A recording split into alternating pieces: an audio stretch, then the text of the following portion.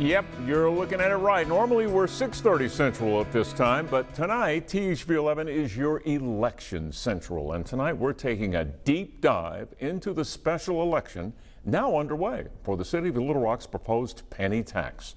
If you're still unsure about where you stand on the proposal, this is your opportunity to hear from people on both sides of the issue. But first, THV 11's Rolly Hoyt breaks down what you need to know about the plan. Let's start with what is up for a vote. Under the resolution approved by the Little Rock Board of Directors, voters will decide whether to approve a 1% sales tax. If voters say yes, the total sales tax, which includes county and state, will go up from 9% this year to 9.675% next year. You heard it was a penny tax, but an old sales tax expires this year, so that's why it doesn't even out to 10%. Simply put, it'll cost you about 68 cents more for every $100 you spend in Little Rock. So that brings us to when. If approved, the new tax would begin January 1st of next year and would remain in effect for the next decade, and only a decade, because that's what the city board demanded. In total, it's expected to raise more than $500 million for the city. So who is behind this proposal? Well, it's the brainchild of Mayor Frank Scott Jr. as part of his Rebuild the Rock initiative that he unveiled earlier this year. As for why Mayor Scott wants to make it happen, his proposal breaks down to 10 key groups that will receive funding under the plan.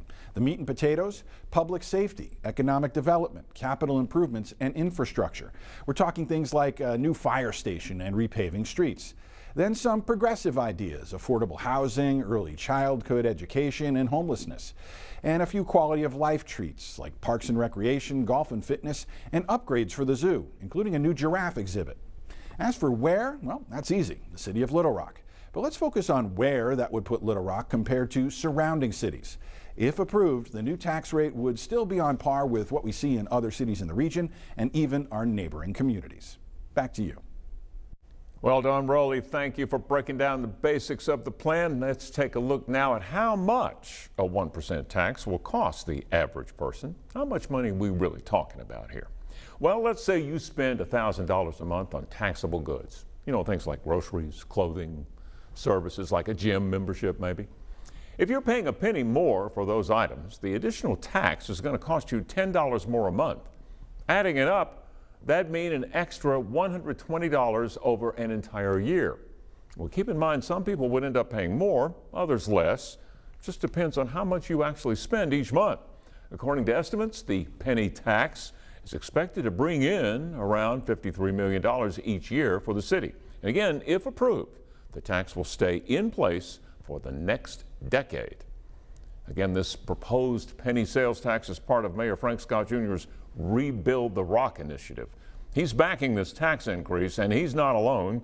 Marlisa Goldsmith spoke with proponents of the sales tax who say these funds would help the capital city keep up with the momentum of our growth. It's been a hotly contested debate over the past 6 months. Little Rock Mayor Frank Scott Jr. asking voters to support the city's $530 million sales tax proposal. The Rebuild the Rock penny sales tax initiative would replace the current sales tax that's set to expire at the end of this year. We have to understand this is a replacement initiative. We have a 3/8 sales tax that is going to expire because the voters said they only wanted to keep it for 10 years and then the opportunity to renew again. And so this gives us the opportunity to renew the 3/8 sales tax, but also with a modest increase. Numbers and money aside, Mayor Scott says the focus of his plan is about long-term growth. Everything that a city needs to grow, this sales tax has it in it. Over the past decade, the city has calculated a growth rate of about 5%. According to the most recent census, for the first time in our history, the capital city has surpassed the 200,000 mark. To keep this momentum going, Mayor Scott says the bottom line is it'll take money. 63 parks have not seen an increase in their maintenance dollars since I was a young kid growing up in Southwest Little Rock. What would those parks look like with a massive infusion of money to improve that infrastructure? And I think those are the things that I would encourage people to take a look at. Gabe Holstrom with the Downtown Little Rock Partnership sees the benefits in voting for the sales tax. An estimated $12 million would be allocated to downtown parking decks, $5 million toward a 15-acre park downtown, and another $5.5 million toward the Downtown Ambassador Safety Program. Ambassador programs in general are not unique to Little Rock. These exist in major cities all across the United States. We want to replicate that model to provide people who are coming out at night a sense of security. Just last month, the historic Crump Park celebrated the grand opening of a brand new splash pad. This project was funded by the 3/8 sales tax passed by voters back in 2011. And these are the type of investments Mayor Scott wants to see supported by the Rebuild the Rock penny sales tax. This sales tax is more than just about the investments. It's about creating opportunity, not just for my generation, but for 2 and 3 generations behind me. In Little Rock, Marlisa Goldsmith, THV 11 News. Thank you, Marlisa. But now, like any issue or proposal, the Rebuild the Rock tax isn't without its opponents. And for those, we hear from Ashley Godden.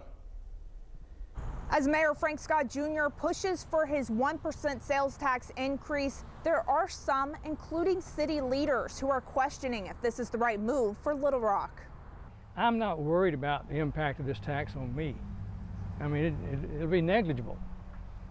But somebody should stand up for the folks that, you know, they're working 1 or 2 jobs and trying to feed their families. Patrick Flanagan lives in Little Rock and has voted against the sales tax increase. He's concerned about paying more because prices on everyday items have already been rising. And having the tax put on them right when food is inflationary, I mean, it's just a bad thing, and to me it's a moral issue. There's a real question, do we really need it? Little Rock Vice Mayor Lance Hines is also against the penny tax proposal. He tried to keep the plan from ever getting on the ballot and now backs an opposition group called Responsible Taxation for Little Rock. Hines doesn't agree with raising taxes during the pandemic, especially when a large portion of the money would go towards parks and the Little Rock Zoo. The zoo is getting $40 million, $30 million for a giraffe exhibit and another smaller exhibit, and $10 million to operate on. It doesn't make sense. The priorities are out of whack. There's other ways to help the zoo.